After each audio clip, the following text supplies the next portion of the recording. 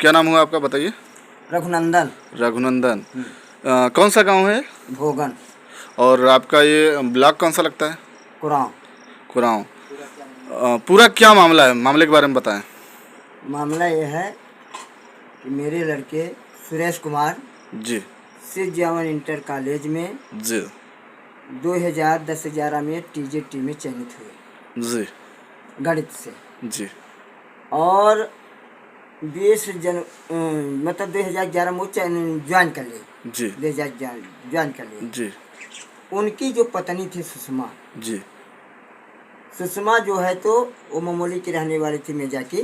जी और वो पहले से गलत रास्ता अपनाए हुए थी पति के साथ। जी उसका संबंध किसी एक गलत आदमी से था, जो उसकी फोटो तस्वीर वो हमारे लड़के सुरेश कुमार ने पकड़ा, जी अपने पास रखा उसके सारे कागजात। जी इसके बाद जब उससे रोका गया कि लड़के ने रोका कि क्यों ऐसा,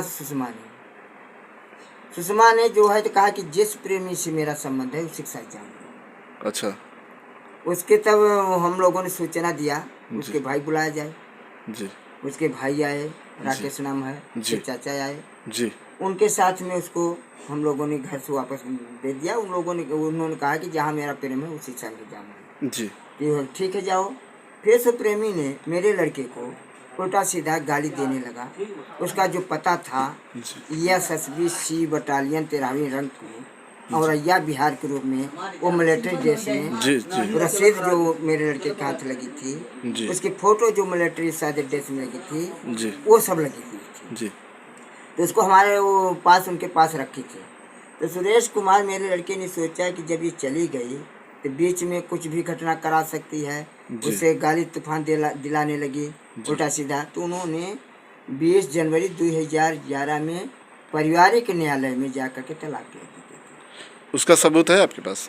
बिल्कुल है, सबूत है, पूरा रिकॉर्ड है। तो आरोप है, आप क्या आरोप क्या लगा रहे हैं उनके ऊपर? आरोप ये लगा रहे हैं जी कि सुरेश कुमार का मुकदमा चलने लगा जब पारिवारिक न्यायालय में, जी, और बीच में वो जो है बीमार हो गए। जी बीमार की दवाई हम लोग कराने लगे, उसके पीछे हमने 3.5 बीघा अपनी जमीन बेच दिया आधा दी दवा के लिए। आप अपने बेटे के लिए जी, 3.5 जो कि एक टीचर हैं? टीचर थे, लेकिन ऐसे बीमारी। कहाँ पे नियुक्त थे वो? सिजावन इंटर कॉलेज लड़ियारी में। ये लड़ियारी है? अच्छा। लड़ियारी। इसके बाद जो है तो मुकदमा चलने लगा। जी। मुकदमा के दौरान कोई समझौता नहीं हुआ। बीच बीच में लड़के चाहते थे कि समझौता भी हो जाए, तो उन्होंने कहा कि मैं जब तुम्हारे घर से चली आई तब तुम्हारे साथ जाने का कोई हमारा मतलब नहीं जी। तो सुरेश कुमार ने ये देखा मेरे लड़के ने कि जब मेरे कोई संतान भी नहीं है और पत्नी छोड़ के चली गई जी। तो मेरे माता पिता के अलावा कौन सहारा है? जी। भाई हैं तो अपना काम कर रहे हैं जी। और यही हमारे सेवा कर रहे हैं। तो नामनी सर्विस बुक में हमारा नाम है। अच्छा, सर्विस में आपका नाम डाल दिया गया? हमारा नाम डाला जी। आज मेरे मरने के बाद एक शपथ पत्र भी दिया कि मेरे मरने के बाद जो भी मेरी धनराशि में तक बनती है वो मेरे पिता को दिया जाए। यही हमारे उत्तराधिकारी के रूप में है। जी। इसके बाद 17 जुलाई 2020 को लखनऊ में वो एक्सपायर हो गया, मृत्यु हो गई। किस कारण? बस ऐसे अचानक में हो गई? नहीं, बीमार चल रहे थे, शुगर का पेशेंट। अच्छा, शुगर के पेशेंट थे? जी जी जी। तो अब ये क्या मामला हो रहा है कि जो आप गुहार लगा रहे हैं? नॉमिनी के नाम पर जी। कॉलेज के अध्यापक बाबू लोग, प्रबंधक लोग मेरे नाम से कागजात तैयार किया। हाँ। और जाकर DSO के यहाँ भेजा। जब जो उस महिला को मालूम हुआ कि DSO के यहाँ कागज उनका पहुँच गया है, तब उन्होंने बाबुओं से कंसेप्ट करना शुरू कर दिया। कभी मैं जिंदा हूँ, बड़े बाबू, देवराज बड़े बाबू, उनके सामने एक कागज लिया गया, ये एक प्रतिसेवन किया, सामने दस्तखत हुआ कि जब ये नौकरी करने लगेगी तब आपका ये पूरा पैसा आपके खाते में चला जाएगा। इसके बाद 3 जुलाई को जब नियुक्ति हुई, 3 जुलाई 2023 को जब नियुक्ति हो जाती है, 3 जुलाई नियुक्ति हो जाती है, तो अगस्त जब माह आया तब उससे मैंने संपर्क किया कि क्या उस पैसे में क्या लेन देन हुआ, क्या हुआ। अभी तो पैसा खाता न मेरे आया न तुम कोई बता रही हो। तो उन्होंने साफ शब्दों में कहा कि समझौता पहले ही पैसा मेरे अधिकारियों ने निकाल करके और उसको ले लिए थे सब। अच्छा, सब ले लिए थे, सब की यानी मिली भगत थी? मिली भगत थी। उन्होंने बताया कि मेरे जो बाबू थे इंचला देवराज प्रबंधक के सब पैसा ले लिए और वो लोग हमसे नगद। और आपने जो एक बच्चा होता है उसको पाल पोस के पढ़ाया लिखाया और आज मजा कोई और ले रहा है, एंजॉय कोई और कर रहा है, ठीक ना। आपको अधिकार 1 रुपए नहीं मिला ना कुछ नहीं मिला। आज आपका बुढ़ापा अवस्था वृद्ध अवस्था में है और सरकार की से गुहार लगा, सरकार ने क्या रिप्लाई क्या दिया आपको? ठीक है, मैंने जिलाधिकारी को शिकायत किया जी, मैंने अपर शिक्षा निदेशक को शिकायत किया जी, मैंने पुलिस अधीक्षक कमिश्नर साहब के पास शिकायत किया। वो थाने खेरी में आई जांच। क्या आश्वासन दिया इन्होंने? इन लोगों ने खेरी जब थाने में जांच आई तो उसमें जांच हुई कि हाँ वास्तव में पैसा निकाला गया है, आया है पैसा। उनसे जब बात हुई तो उन्होंने कहा पैसा है, हमारा पैसा थे इन लोगों के माध्यम से चला गया, हमारे पास पैसा नहीं है, नौकरी पर मिलने लगेगा, देंगे कि नहीं। अब उस पर क्या भरोसा है? जब पहले पैसा वो ले लिया तो उसका मतलब ही नहीं रह गया।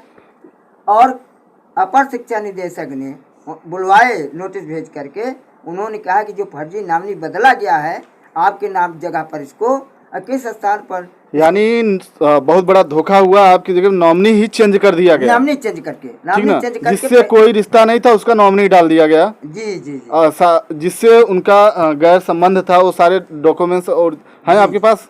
जी बिल्कुल डॉक्यूमेंट्स है। चलिए, उन्होंने धोखा किया। बिल्कुल 15 मई को समझौता हो रहा है, उसके पहले 2-3 महीना 16 फरवरी को पैसा। चलिए और बताइए सरकार से अब क्या चाहते हैं? सरकार से दूसरी बार नामनी बदला गया, कई चीज उन्होंने लोगों ने चेंज कर दिया। क्या चाहते हैं सरकार से? क्या आपसे हम चाहते हैं इस धोखाधड़ी फौरी महिला के खिलाफ कार्रवाई होनी चाहिए, इसको बर्खास्त किया जाए जी, और मेरा पैसा दिलाया जाए। तो उनके जगह पे कौन नौकरी किसको मिलनी चाहिए? नौकरी मिलने का चाहिए, या तो मेरा पूरा भरण पोषण दे, जो पैसा समझौता पूरा पैसा दे जी, तभी नौकरी करे। जो कि समझौता में उन्होंने लिखा है शपथ पत्र में कि अगर मैं आपको में समझौता उन्होंने किया है जी कि मृतक बीमा और पेंशन पैसा मेरे ससुर के सीधे खाते में दिया जाए और नौकरी करने लगेंगे तो वेतन बढ़ते क्रम का 1/3 भाग भरण पोषण के लिए हमेशा देती रहूंगी जी। लेकिन जुलाई से अब नौकरी करे, यहाँ तक कि पैसा नहीं दिया जी, और वो पैसा जाना 19-20 लाख रुपया खुदा झटक ले गई। ये अधिकारी बाबू साहब उसके पक्ष में खड़े होकर के सारी उसकी मदद कर रहे हैं, उसके खिलाफ कोई कार्रवाई करने को तैयार नहीं है, जिसकी मैंने कार्यवाही के लिए हर जगह पर। बेटे का क्या नाम था सुरेश कुमार। और आपका? रघुनंदन। गांव कौन सा है? भोगन। ब्लॉक कुराव। और नियुक्ति कहाँ हुई थी इनकी? सिजावन इंटर कॉलेज लड़ियारी। ये जो इनकी बहू थी, पत्नी थी, कितने सालों से इनका अफेयर चल रहा था दूसरे से? ये जब मंझनपुर में कौशाम्बी में 2007 में नौकरी कर रहे थे, देवरा मंझनपुर में प्राइमरी में राजकीय। 2010 में छोड़ा है इन्होंने। 2010 में छोड़ा है और तकरीबन 10-12 साल बाद मतलब तब मुकदमा चल रहा था, वो तो जब खत्म हो गए तो खत्म हो गए। आखिर में आपको न्याय नहीं मिला। न्याय नहीं मिला। धन्यवाद। लेकिन मुकदमा चल ही रहा था जी। तो उन लोगों ने कहा जब तू जिंदा हो तो इसके साथ नाम से कागज बनना चाहिए जी। तो उन लोगों ने बाबुओं ने सोचा कि पैसा तो बन रहा है, इसको मिलाएंगे तो इससे पैसा भी मिल जाएगा, इसको भी नौकरी भी मिल जाएगी।